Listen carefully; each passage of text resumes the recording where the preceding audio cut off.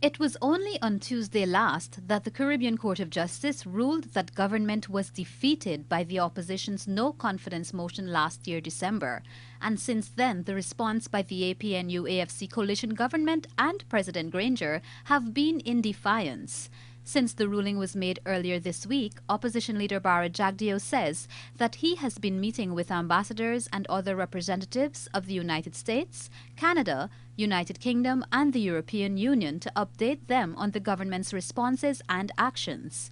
He has also met with the Commonwealth Secretary General and will meet with the CARICOM Secretary General sometime next week. With the diplomatic community, we are briefing them on our position on the issue going forward. And secondly, about pointing out to them about the threats to democracy that seem to be emanating now from the government, and the use of inflammatory language to polarize the country once again. So we're putting the diplomatic community on notice on those two issues particularly.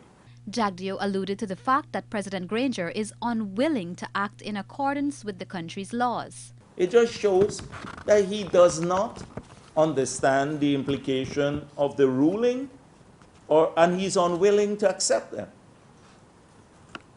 So that is very, very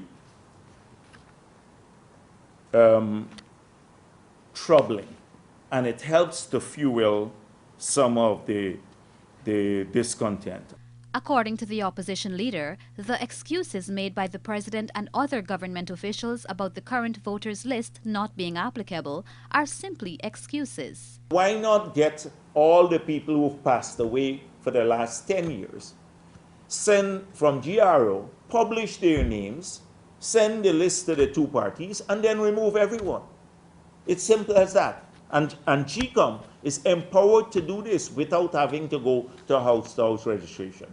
And people can get on the list without a house-to-house registration. And most of them are already on the list, young people, or their names would be extracted from the National Register of Registrants. So nobody will be disenfranchised. The Constitution says that following the passage of the no-confidence motion, the President and Cabinet must resign and elections held within 3 months of the motion.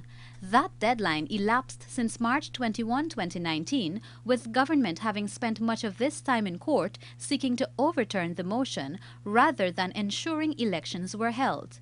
Reporting for the Evening News, I am Kristen Macklingam.